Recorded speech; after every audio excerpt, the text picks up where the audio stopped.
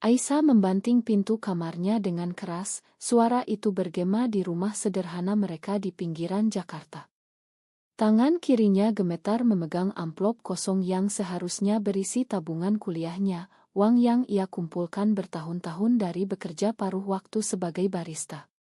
"Kak Budi," jeritnya, suara pecah oleh amarah dan keterkejutan, saat ia menyadari saudara laki-lakinya satu-satunya telah mengambil semuanya karena menemukan rahasianya, ia mencintai perempuan. Malam itu semuanya berubah. Aisyah duduk di tepi tempat tidur, matanya basah mengingat bagaimana Budi memergokinya berciuman dengan Rina, sahabatnya sejak SMA, di taman belakang rumah. Budi, yang selalu menjadi pelindungnya setelah ayah mereka meninggal, tiba-tiba berubah menjadi monster. "Kau bikin malu keluarga. Ini dosa besar," bentaknya saat itu, wajahnya merah padam oleh kemarahan yang dicampur rasa malu. Aisyah mencoba menjelaskan, tapi kata-katanya tercekat. Ia tahu masyarakat Indonesia, terutama di lingkungan konservatif mereka, tidak akan menerima. Hukum tidak melarang, tapi norma sosial seperti rantai besi yang mengikat. Budi, yang bekerja sebagai pegawai kantor biasa, selalu khawatir tentang citra keluarga. Ia mengambil uang itu sebagai hukuman, katanya, untuk menyembuhkan Aisyah dengan mengirimnya ke terapi konversi yang mahal.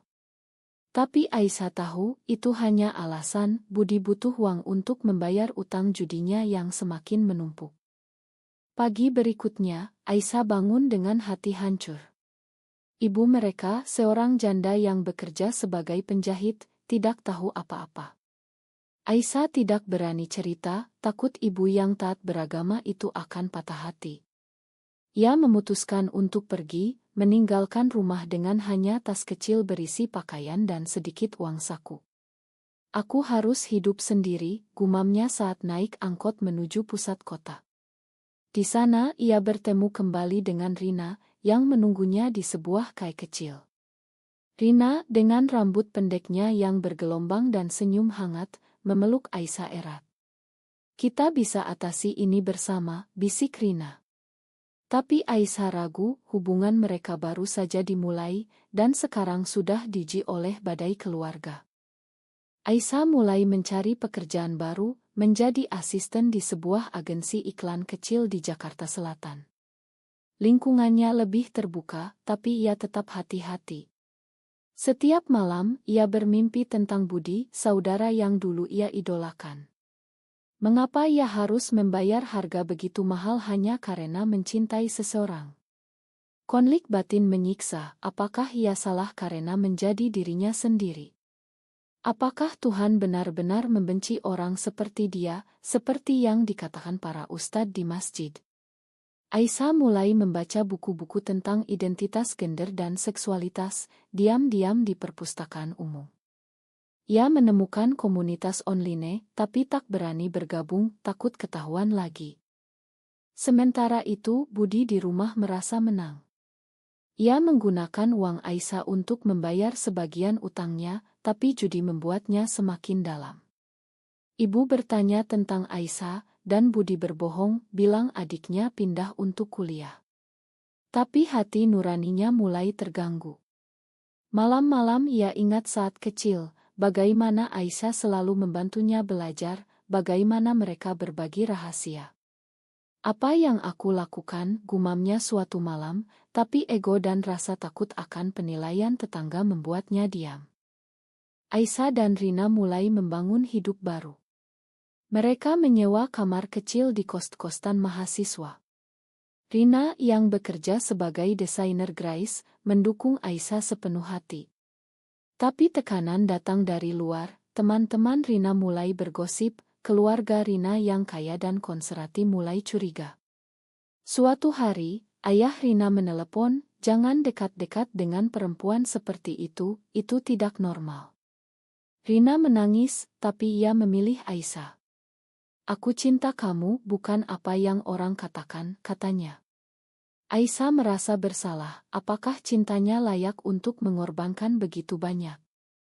Konflik semakin dalam saat Aisyah mendapat promosi di kantor. Bosnya, seorang wanita karir yang tangguh, sepertinya mengerti. Hidup ini penuh pilihan sulit, katanya suatu hari. Aisyah mulai terbuka sedikit, tapi tetap waspada. Di sisi lain, Budi semakin terpuruk. Utangnya bertambah, dan ia mulai minum untuk melupakan. Ibu jatuh sakit karena khawatir tentang Aisyah yang hilang kontak. Budi berjanji pada dirinya sendiri untuk mencari Aisyah, tapi malu menghalangi. Tahun pertama berlalu dengan penuh perjuangan. Aisyah belajar mandiri, tapi luka pengkhianatan dari Budi masih membara. Ia sering bertengkar dengan Rina karena insecurity-nya. Apa kalau aku normal, ini nggak akan terjadi, tanyanya suatu malam. Rina meyakinkannya, tapi Aisyah tahu, masyarakat Indonesia dengan undang-undang pernikahan yang heteronormati membuat mimpi mereka rapuh. Mereka mulai ikut acara rahasia komunitas LGB di Jakarta, di mana Aisyah bertemu orang-orang seperti dirinya. Itu memberi harapan, tapi juga ketakutan akan raya atau penganiayaan. Budi, di lain pihak, mulai menyadari kesalahannya. Ia melihat berita tentang diskriminasi terhadap LGBT, dan hati kecilnya berbisik bahwa Aisyah bukan monster. Tapi ia terlalu dalam masalahnya sendiri. Suatu hari, ia bertemu teman lama yang cerita tentang saudaranya yang gay dan diterima keluarga. Itu membuat Budi gelisah. Apa aku salah? Tanyanya pada cermin. Tapi judi membuatnya lupa lagi. Aisyah memutuskan untuk menulis surat pada ibu tanpa alamat pengirim. Aku baik-baik saja, Bu. Maafkan aku. Tapi ia tak pernah mengirimkannya. Hidup berlanjut dengan campuran bahagia dan sakit. 2 tahun kemudian, Aisyah telah naik jabatan menjadi manajer junior di agensinya. Ia dan Rina hidup lebih stabil, meski tetap sembunyi-sembunyi. Mereka sering pergi ke Bali untuk liburan singkat, di mana suasana lebih bebas. Tapi bayang-bayang masa lalu masih ada. Aisyah sering mimpi buruk tentang Budi yang mengejarnya dengan tuduhan. Kau bikin keluarga hancur, katanya dalam mimpi. Bangun dengan keringat dingin, Aisyah memeluk Rina lebih erat. Suatu hari, telepon berdering di kantor Aisyah. Nomor tak dikenal, tapi ia angkat. Suara ibu di ujung sana, lemah dan penuh isak. Aisyah, ini ibu. Kak Budi sakit parah, kanker hati. Kami butuh bantuan. Aisyah terdiam, dunia seolah berhenti. Bagaimana ibu tahu nomornya? Ternyata Budi yang memberi tahu sebelum jatuh koma. Aisyah merasa dunia runtuh lagi. Ia yang dikhianati, sekarang diminta menyelamatkan pengkhianatnya. Malam itu, Aisyah bercerita pada Rina. Aku benci dia, tapi dia saudaraku. Rina mengerti, tapi khawatir. Jangan biarkan ini hancurkan kita. Aisyah bergumul dengan konflik batin, makan atau biarkan. Masyarakat mengharapkan anak perempuan taat keluarga, tapi apa harga ketaatan itu? Ia ingat ayat-ayat Al-Quran tentang ampunan, tapi juga tentang keadilan. Apakah Tuhan ingin ia menderita lagi? Aisyah memutuskan pulang. Di rumah lama, ibu memeluknya sambil menangis. Makan ibu, nak. Ibu tahu semuanya sekarang. Ternyata Budi telah cerita sebelum sakitnya parah. Ibu sok awalnya, tapi sakit Budi membuatnya berpikir ulang. Keluarga lebih penting dari apa kata orang, katanya. Aisyah terharu, tapi marah pada Budi yang terbaring lemah di rumah sakit. Saat melihatnya, Aisyah ingin berteriak. Kenapa kau curi uangku? Kenapa kau buang aku? Tapi Budi hanya bisa bisik, Ma, Ais. Aku bodoh. Pengobatan Budi mahal. Kemoterapi dan operasi memerlukan jutaan rupiah. Keluarga tak punya apa-apa. Aisyah, dengan gaji lumayan, mulai bayar sebagian. Tapi itu tak cukup. Rina mendukung, tapi hubungan mereka tegang. Kau korbankan masa depan kita untuk dia, tanya Rina suatu hari. Aisyah menjawab, ini bukan untuk dia, untuk ibu. Tapi dalam hati, ia tahu ada bagian dirinya yang masih sayang saudara. Konflik sosial muncul. Tetangga bergosip tentang kembalinya Aisyah, yang aneh. Beberapa teman keluarga menjauh, takut tertular. Ibu dihadapkan pilihan, dukung Aisyah atau ikut Norma. Ia memilih Aisyah, tapi itu membuatnya kesepian. Aisyah mulai ikut kelompok dukungan di Jakarta, di mana ia belajar tentang hak-hak mereka. Tapi di rumah, ia harus pura-pura normal. Budi bangun dari koma, tapi kondisinya buruk. Ia minta maaf berulang, cerita tentang penyesalannya. Aku takut kehilangan citra, tapi kehilanganmu lebih sakit. Aisyah mendengar, tapi luka lama susah hilang. Ia mulai bertanya pada diri, apakah pengampunan berarti lupa? Atau itu pilihan sadar? Sementara itu, Rina merasa terabaikan. Ia dapat tawaran kerja di Singapura, tapi ragu pergi tanpa Aisyah. Kita bisa mulai baru di sana, lebih bebas. Aisyah tergoda, tapi keluarga menahannya. Konflik ini membuat mereka bertengkar hebat. Kau pilih keluarga yang khianati kau daripada aku, jerit Rina. Aisyah menangis, ini bukan pilihan mudah. Biaya medis semakin tinggi. Aisyah jual perhiasan warisan, tapi masih kurang. Ia pinjam uang dari teman, tapi bunga tinggi. Di kantor, ia kerja lembur sampai sakit. Bosnya prihatin, jangan korbankan dirimu untuk orang lain. Tapi Aisyah merasa itu kewajiban. Masyarakat Indonesia menekankan nilai keluarga, tapi apa batasnya? Budi semakin lemah, tapi hubungannya dengan Aisyah perlahan membaik. Mereka bicara tentang masa kecil, tentang ayah. Budi akui kesalahannya karena takut pada masyarakat. Aku ikut arus, tapi itu salah. Aisyah mulai memakan, tapi tidak sepenuhnya. Ia sadar pengampunan adalah proses. Rina melihat perjuangan Aisyah, memutuskan tinggal. Aku dukung kamu, tapi jangan lupa kita. Mereka janji tetap bersama. Tapi tekanan membuat Aisyah depresi. Ia konsultasi psikolog, belajar tentang trauma. Itu membantu, tapi jalan masih panjang. Tahun ketiga, kondisi Budi memburuk. Dokter bilang butuh transplantasi hati, biaya ratusan juta. Aisyah panik. Ia sudah habis tabungan, bahkan pinjam dari bank. Ibu menangis setiap hari, jangan biarkan kakakmu mati, nak. Aisyah merasa terjebak, selamatkan saudara yang khianati, atau lindungi hidupnya sendiri. Konflik moral ini menyiksa. Apakah darah lebih tebal dari air, seperti kata pepatah? Atau pengkhianatan memutus ikatan itu? Aisyah cerita pada Rina, yang sekarang di Singapura. Aku harus jual apartemen kecil kita. Rina shock, itu satu-satunya aset kita. Untuk apa? Dia curi dari kamu. Pertengkaran lewat video call semakin sering. Rina merasa Aisyah terlalu lemah, terlalu terikat norma keluarga. Di sini, orang hidup bebas. Kenapa kau biarkan masyarakat Indonesia kendalikanmu? Aisyah marah, ini bukan tentang masyarakat, tentang hati nurani. Tapi dalam hati, ia ragu. Di rumah sakit, Budi minta Aisyah cerita tentang hidupnya. Aisyah ragu, tapi akhirnya buka tentang Rina. Budi dengar tanpa menghakimi. Aku salah besar, Ais. Cinta itu cinta, tak peduli bentuknya. Itu pertama kalinya Budi terima. Aisyah terharu, tapi sakit lama masih ada. Ia ingat saat Budi lempar barang-barangnya keluar rumah. Kau buang aku seperti sampah, katanya pelan.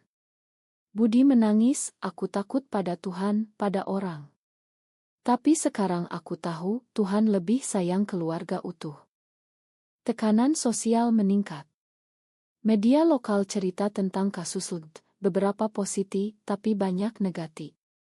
Keluarga besar Aisyah tahu, dan paman-paman mulai campur.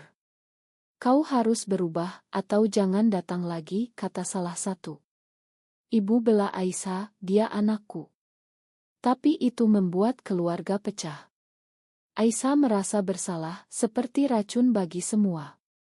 Ia mulai isolasi diri, hanya kerja dan rumah sakit. Rina pulang ke Jakarta untuk dukung Aisyah. Mereka bertemu di Kailama, dan Rina lihat Aisyah kurus dan lelah. Kau korbankan terlalu banyak. Aisyah jawab, ini ujian kita. Tapi Rina punya berita, ia hamil dari donor, mimpi mereka punya anak. Aisyah bahagia, tapi khawatir biaya. Bagaimana kalau aku jual semuanya? Rina menolak, jangan. Itu untuk masa depan kita. Konflik ini membuat Aisyah pilih keluarga darah atau keluarga pilihan. Aisyah putuskan jual aset. Ia hubungi agen properti, jual apartemen yang ia beli dengan susah payah. Uangnya cukup untuk transplantasi. Tapi prosesnya panjang, donor sulit. Budi semakin lemah, dan Aisyah habiskan waktu di sisinya. Mereka bicara tentang masa lalu, tentang kesalahan. Budi cerita tentang judinya, bagaimana ia curi uang Aisyah karena putus asa. Aku bukan monster, aku manusia lemah. Aisyah mulai paham, tapi bukan obat instan. Sementara itu, komunitas yang Aisyah ikuti tawarkan bantuan. Mereka kumpul dana kecil, tapi lebih dari itu, dukungan emosional. Aisyah sadar, ia tak sendirian. Tapi masyarakat luas masih diskriminasi. Ada demo anti-LGBT di Jakarta, membuat Aisyah takut. Apa tempatku di negara ini, tanyanya pada Rina.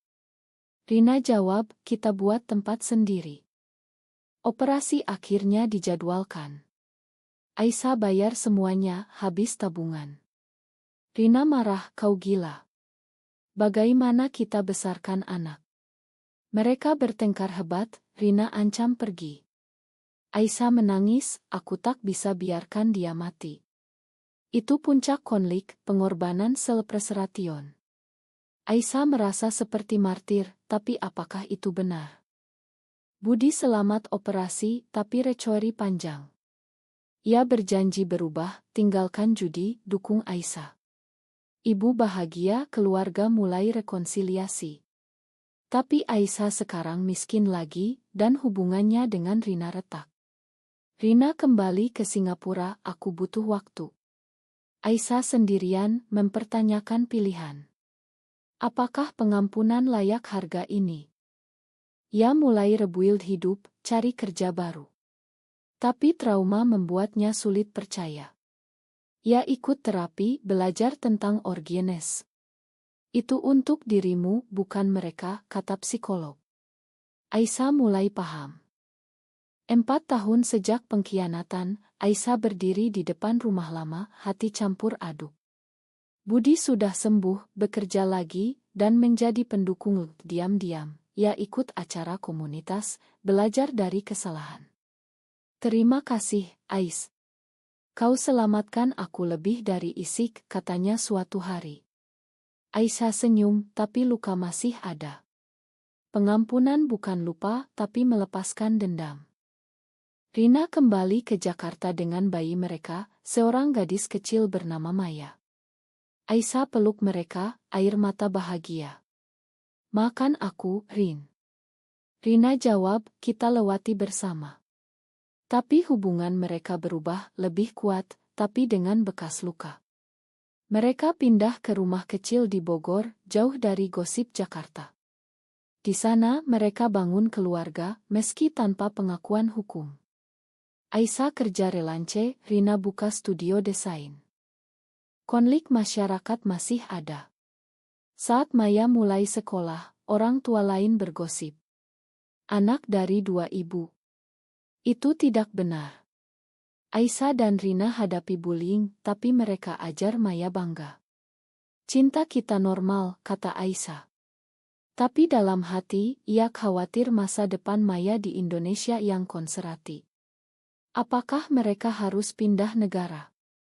Budi sekarang dekat lagi dengan Aisyah. Ia bantu babysit Maya dan cerita tentang perubahannya. Aku dulu buta oleh Norma. Sekarang aku lihat kebahagiaan lebih penting. Ibu juga terima Rina sebagai keluarga. Keluarga rekonsiliasi, tapi dengan harga tinggi. Aisyah kehilangan banyak uang, waktu, kedamaian. Apakah itu layak? Suatu hari, Aisyah diundang bicara di seminar LUT. Ia cerita kisahnya tentang pengkhianatan dan pengampunan. Penonton terharu, beberapa menangis. Itu membuat Aisyah sadar, ceritanya bisa ubah pikiran orang. Tapi ada ancaman, pesan HT online, bahkan ancaman isik. Aisyah takut, tapi terus maju. Ini perjuangan kita, katanya pada Rina. Konflik batin Aisyah mencapai puncak saat Budi jatuh lagi ke judi kecil. Aisyah marah, kau tak belajar. Budi minta maaf, aku lemah. Aisyah harus pilih, bantu lagi atau biarkan. Ia pilih bantu, tapi dengan batas. Ini terakhir. Itu ajar dia tentang boundaries. Rina hamil lagi, tapi komplikasi membuat biaya tinggi. Aisyah pinjam dari Budi yang sekarang stabil. Siklus pengorbanan berlanjut, tapi sekarang lebih seimbang. Keluarga besar mulai terima, meski lambat. Paman yang dulu tolak sekarang datang kunjung. Ma, kami salah. Perubahan sosial kecil, tapi berarti. Aisyah tulis buku tentang pengalamannya, Anonymous. Itu jadi bestseller underground di komunitas. Ia dapat royalti, mulai bangun lagi finansial. Tapi sukses datang dengan harga, exposure. Media tahu identitasnya, dan kontroversi meledak. Beberapa dukung, banyak kutuk. Aisyah hadapi demo di depan rumah. Pergi dari sini, penyimpang, jerit massa. Polisi datang, tapi lambat. Aisyah dan keluarga trauma. Rina ingin pindah ke Australia, di mana lebih diterima. Untuk Maya dan bayi. Aisyah ragu, ini tanah airku. Konflik ini tes cinta mereka lagi. Akhirnya, Aisyah setuju, tapi dengan syarat, kunjungi Indonesia rutin. Mereka mulai urus Isa, tapi proses sulit. Di tengah itu, Budi sakit lagi, relapse kanker. Dokter bilang tak lama lagi. Aisyah di sisinya, kau sudah berubah, Kak. Budi jawab, terima kasih atas kesempatan kedua. Ia meninggal damai, meninggalkan warisan perubahan. Aisyah menangis, tapi lega. Pengampunan memberi kedamaian. 5 tahun kemudian, Aisyah berdiri di Bandara Soekarno-Hatta, memeluk ibu sebelum terbang ke Sydney. Maya sekarang 6 tahun, melambai gembira. Rina pegang bayi mereka yang kedua, senyum lelah tapi bahagia. Ini awal baru, bisik Rina. Aisyah mengangguk, tapi hati berat meninggalkan Indonesia. Negara yang ia cintai, tapi yang sering lukai. Di Australia, hidup lebih bebas. Mereka nikah resmi, Maya punya 2 ibu legal. Aisyah kerja di agensi internasional, Rina sukses dengan desainnya. Tapi Aisyah rindu rumah. Ia sering ideal ibu, yang sekarang aktif di kelompok dukungan orang tua. Ibu bangga padamu, kata ibu. Perubahan itu lambat, tapi nyata. Aisyah renungkan perjalanannya, dari dicuri dan dibuang ke pengorbanan total. Ia jual segalanya untuk selamatkan Budi, dan itu ubah segalanya. Tapi harga itu kehilangan keamanan finansial, tekanan pada hubungan, trauma emosional. Apakah itu benar? Aisyah sekarang advokat, bicara di forum internasional tentang diskriminasi di Indonesia. Ceritanya inspirasi banyak, tapi juga kontroversi. Suatu hari, ia dapat email dari komunitas di Jakarta, undangan kembali untuk workshop. Aisyah ragu, takut masa lalu. Rina dukung, kau kuat. Aisyah pergi, dan di sana ia lihat perubahan, lebih banyak dukungan, meski masih perjuangan. Ia bicara tentang pengampunan sebagai senjata, bukan kelemahan. Kembali ke Australia, Aisyah tulis memoir lengkap. Buku itu terbit, dan respon campur. Beberapa puji keberanian, lain kutuk sebagai propaganda. Aisyah tak peduli, ia sudah bayar harga. Hidupnya sekarang tenang, dengan keluarga yang ia pilih dan darah yang direkonsiliasi. Tapi pertanyaan tetap, apakah pengorbanan untuk keluarga yang khianati selalu benar, atau kadang egois untuk biarkan mereka bayar kesalahan sendiri?